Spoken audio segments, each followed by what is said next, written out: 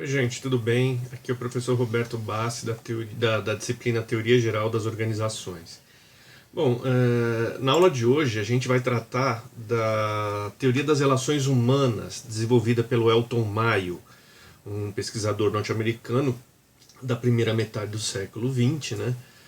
Então nós vamos falar um pouco mais um pouco da teoria, dos estudos dele, né? Dos pressupostos, das consequências, das decorrências do estudo dele e do que ele deixou como legado, né? Então vamos lá. Os estudos a teoria das relações humanas começou com um estudo que deram o nome de experiência de Hawthorne, por ter sido realizada numa fábrica situada no bairro de Hawthorne, na cidade de Chicago, nos Estados Unidos. Então, por isso, a experiência de Hawthorne. Essa experiência ela havia sido encomendada para o Elton Mayo por um instituto de pesquisas, enfim, industriais nos Estados Unidos, que tinha como objetivo básico estudar as relações existentes entre as condições de trabalho e a produtividade do trabalhador. Para tentar realizar o estudo, qual o fator relacionado ao ambiente de trabalho se utilizou? Se utilizou a questão da iluminação, ou seja, colocaram os trabalhadores, dividiram em dois grupos, um com uma iluminação mais elevada, bem clara, enfim, e um outro grupo trabalhando num outro galpão com iluminação mais fraca, mais branda, né? Então, o primeiro momento, a primeira fase dessa experiência de Hawthorne foi isso, né? Eles buscavam identificar de que forma as condições de trabalho, nesse caso interferindo no lado fisiológico do trabalhador, poderia interferir na produtividade do trabalho. Só que assim, então dividiram os dois grupos, um ficou num galpão bem clarinho, bem iluminado, o outro nem tão bem iluminado. Só que eles perceberam que, de fato, quando naquele galpão com menos iluminação, às vezes eles aumentavam a iluminação, às vezes eles diminuíam. Eles perceberam que quando a iluminação aumentava, a produtividade aumentava. E quando a iluminação diminuía, a produtividade diminuía. Só que eles foram perceber que, pera lá, não é porque o cara não está enxergando, não é que eles apagavam a luz e ficava aquele breu total. Eles simplesmente diminuíam a luz. Isso aqui, mais ou menos. Entenderam? Esse é o sentido da coisa. Eles faziam isso aqui. Daí eles perceberam que os trabalhadores, quando viam que a luz tinha diminuído, eles diminuíam a produtividade. Quando a luz aumentava de novo, eles aumentavam a produtividade. Ou seja, não é que a pessoa deixou de enxergar. Ela continuava enxergando o que ela estava fazendo, só que ela achava que, por causa da luz mais branda, ela podia baixar o ritmo. Ou seja, eles descobriram nessa primeira fase da experiência de Hawthorne que não é a questão fisiológica a principal, não é o fator fisiológico o fator principal que interfere na produtividade do trabalhador, mas essa produtividade pode também ser afetada por questões psicológicas. Ou seja, foi uma escolha, uma percepção própria do trabalhador, é da cabeça dele, achar que por causa da luz mais fraca ele podia relaxar um pouco no ritmo de produção. É uma questão psicológica, não fisiológica. Então, quer dizer, nessa primeira fase já se percebeu a existência de um outro fator além daquele fisiológico, né? Então, o que aconteceu? Foram para a segunda fase da experiência de Hawthorne, né? Optaram por prosseguir o estudo. Então, vamos lá. Daí, o que eles fizeram? De novo, dividiram os trabalhadores da fábrica em dois grupos. Um grupo original trabalhava da mesma forma com que sempre trabalhou. E o outro grupo, o grupo experimental, eles foram previamente instruídos com relação ao objetivo da pesquisa, o que eles iam tentar ali, né? Mas eles falaram, olha, vocês vão basicamente trabalhar da mesma forma com quem sempre trabalharam. Só que, ao longo do dia, vocês podem conversar, coisa que antes não podia. A conversa era proibida, imagina, a conversa distrai a produtividade, né? Distrai o trabalhador, diminui a produtividade. Então, no grupo original não era permitida a conversa, a comunicação entre os funcionários, entre os operários. Já no grupo experimental, sim, podia conversar, era mais flexível, né? As regras eram mais flexíveis, mais brandas. Com isso se percebeu que alguns trabalhavam mais, outros trabalhavam menos, quer dizer, mas de qualquer forma, viram que, olha, não foi o bastante ainda para se conhecer a fundo de que forma esse fator, esse aspecto psicológico interfere na produtividade. Ou seja, perceberam que era necessária mais um aprofundamento maior nesses estudos. Dentre algumas das regras que foram flexibilizadas, além da possibilidade de comunicação entre os trabalhadores, eles passaram a incorporar o descanso em algumas horas. Sei lá, por exemplo, a cada 3 horas você para 15 minutos para tomar um café, para ir no banheiro, folgas aos sábados, modificações na forma de pagamento, né? Porque era muito comum que as pessoas recebessem o salário por dia trabalhado, por hora trabalhada. Mas eles começaram também a incorporar o pagamento por produtividade, por peça produzida, por peça fabricada, né? Isso faz com que o trabalhador perceba que existe uma possibilidade maior de ganhos. Isso, de alguma maneira, interferiria na produtividade? O objetivo era perceber isso, né? Só que eles não isolaram, né, cada um desses fatores. O correto, em termos metodológicos, seria isolar cada um dos fatores. Vamos primeiro trabalhar com a questão da comunicação entre os trabalhadores. Depois a gente trabalha a questão da folga. Depois a gente trabalha a questão da remuneração, né? Enfim. Grosso modo, que até esse momento, até a segunda fase, identificou é que o aspecto psicológico, que até então era desvalorizado, principalmente pelas teorias da escola clássica, né, pelo Taylor e pelo Fayol, que viam a empresa como uma máquina. Agora não, a empresa ela passa a ser concebida como um sistema composto por pessoas que tanto interagem entre si na linha de produção, mas que também tem vida própria, que tem problemas em casa, que tem anseios, desejos, sonhos, problemas. Enfim, então a empresa, na verdade, ela é uma máquina, mas que funciona graças a pessoas. Então, a teoria das relações humanas ela veio a modificar totalmente a concepção que os estudiosos das organizações tinham até então, certo? A terceira fase da experiência de Hawthorne, eles tentaram se aprofundar um pouco mais nessas relações humanas, né? Como é que funcionavam os sentimentos? De que forma os sentimentos dos operários interferiam na produtividade, né? Eles notaram que principalmente existia um sentimento, a influência da percepção do operário com relação aos seus supervisores era muito forte. Se fosse um supervisor muito bonzinho, eles, esse cara é muito bom, gente boa, adoro esse cara, não sei o quê. Porque ele permite também eu trabalhar menos, né? Ele não reclama, ele não me enche o saco. Já o outro lá vive dando pancada, porrada, xinga, maltrata, não sei o que, mas também em compensação com ele a gente trabalha mais, porque se não trabalhar perde o emprego. Ou seja, um é gente boa, considera os nossos problemas, ele percebe as nossas necessidades, mas ele também não é muito capaz de liderar. Já o outro acha que é na base da porrada, e não é assim, né? Enfim, existe... E nem sempre o medo funcionava de fato para aumentar a produtividade do trabalhador. Essa é uma das razões do alto turnover, né, dos trabalhadores, ou seja, do giro, o cara entra, logo depois ele é demitido, depois entra outro no lugar dele, que também é demitido, não quer dizer, ninguém dura muito tempo, né? Então, nessa terceira fase se buscou, eles se preocuparam em se aprofundar um pouco mais com relação a essas relações humanas no trabalho. Não só as preocupações do trabalhador, ver o funcionário como um ser humano, mas as relações existentes lá dentro da empresa. Aí como é que eles fizeram isso? Eles procuraram entrevistar um grande número de funcionários e no começo com o pretexto de colher algumas sugestões. E aí, o que você acha que poderia melhorar? O que você acha que está ruim? Que pode ficar melhor?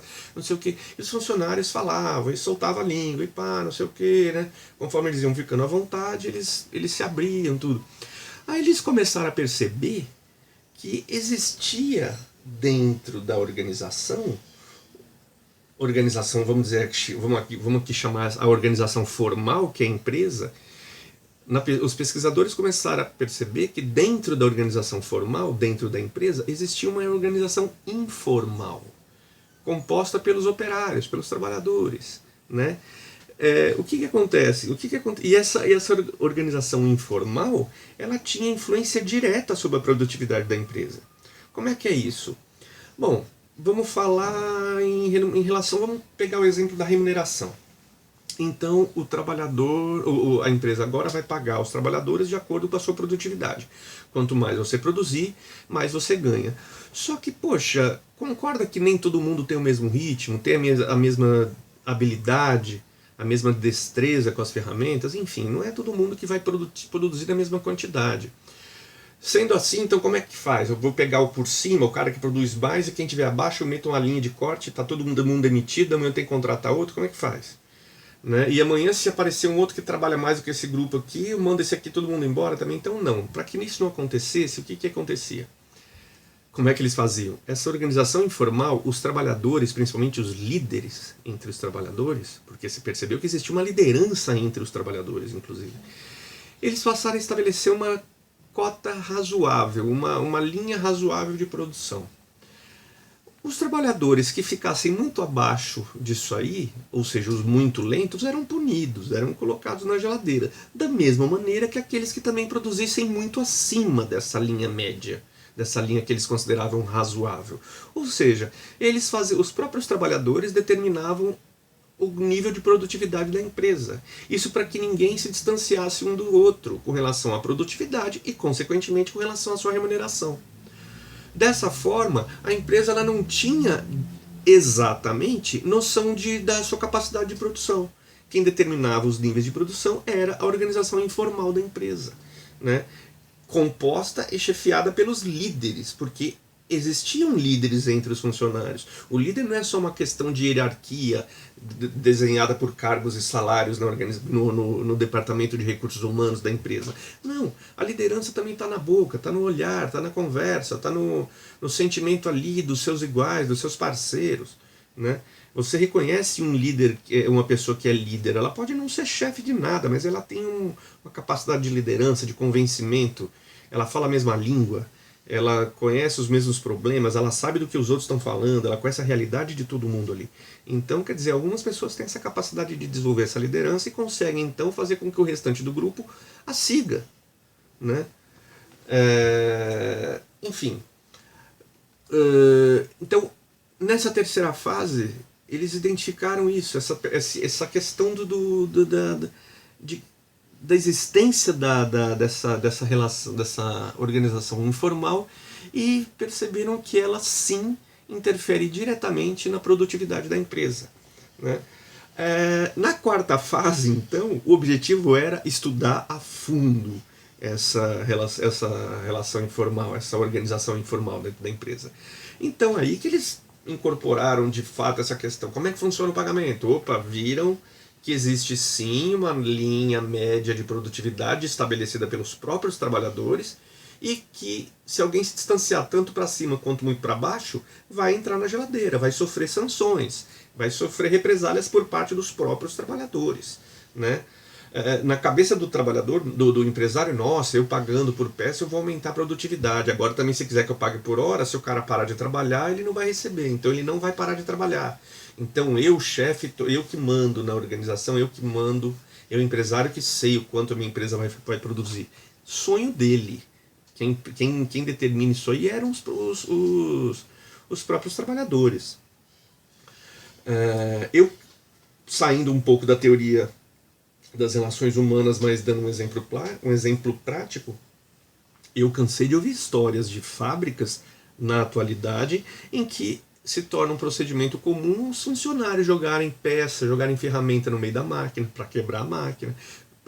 Fazendo isso, eles diminuem o tempo de trabalho, eles descansam mais, eles ficam esperando o técnico vir consertar a máquina. Cansei de ver isso, de ouvir isso, certo? E vários outros problemas, várias outras tentativas de sabotagem do sistema produtivo para que haja um período maior de descanso. Isso, é claro, é sinal de que a chefia não está levando em consideração os limites fisiológicos, psicológicos de uma pessoa, do trabalhador. Eles estão muito além disso, eles passaram de longe disso aí. Entendeu? E o trabalhador se sente compelido a fazer isso. Ele é um mecanismo de autodefesa, em alguns casos. Né? É claro que tem a malandragem, a gente sabe disso, mas não dá para generalizar, tá certo? Então vamos lá. Além então, em termos gerais, vamos lá, quais foram algumas das conclusões da experiência de Hawthorne? Uma, que o nível de produção na empresa, ela depende significativamente, ela depende consideravelmente da integração social, de como funciona a integração entre os membros da empresa, entre os trabalhadores dessa empresa. Não é só em função das ordens que vem lá de cima, não é do top-down, é do down-top. É de baixo que às vezes você determina o que vai passar para frente, para as fases seguintes. Entendeu? Então, é importante sim entender que os colaboradores, que os trabalhadores de uma empresa têm influência direta sobre o nível de produção, sobre a produtividade da empresa. Como é que funciona e como é que eles determinam o quanto a empresa vai produzir? Como é que eles determinam uma régua, uma linha média razoável que eles acham aceitável, ou seja, que eles acham que, olha, trabalhando nessa quantidade aqui média, nem o chefe vai ficar descontente com a nossa produtividade e nem nem a gente vai se matar de tanto trabalhar. Né? Então, quer dizer, essa é uma linha média. Como é que eles determinam isso aí? Através dessa integração social, dessa integração do grupo, conduzida principalmente pelas lideranças que existem, que passam a existir e se destacar no grupo, certo? Se alguém sai dessa linha média estabelecida pelo grupo, pelas lideranças do grupo, ele passa a ver sanções, ele passa a sofrer sanções, a sofrer punições. Então, quer dizer, existe é como se fosse um comitê ali, né? Existe todo um grupo de observadores, de pessoas, olha, esse cara está se distanciando da média, dos nossos padrões, não pode, está muito abaixo ou está muito acima. Se ele estiver muito abaixo, pô, ele está prejudicando o restante, porque às vezes do trabalho dele depende do nosso, mas também se estiver muito acima, ele está comprometendo a nossa imagem perante o nosso chefe, então não vai dar, ele tem que se adequar, tá certo? Basicamente, o que vem de principal disso aí, eu já comentei lá no começo, houve a partir dos estudos de Hawthorne toda uma modificação do foco dos estudos das organizações. Né? Essa experiência, como todas as outras, começou com o intuito de aumentar a produtividade na empresa. Mas eles perceberam que o foco não pode ser mais apenas questões técnicas, questões relacionadas à ferramenta, a processos, a métodos, mas também tem que levar em consideração as pessoas. E as pessoas, elas são seres humanos que têm necessidades, que têm desejos, sonhos, que tem problemas, medos, né? Que tem família em casa, que tem uma série de questões que têm que ser resolvidas fora as questões puramente técnicas do seu trabalho. Uma das principais consequências da teoria das relações humanas, que passou então a valorizar justamente as relações humanas, o homem, o ser humano, né? Foi o surgimento, algum tempo depois, da teoria comportamental, conduzida pelo Abraham Maslow, né? Que trabalha com, isso a gente vai ver nas próximas aulas, o Maslow ele trabalha com a pirâmide das necessidades humanas e com o ciclo motivacional. Né?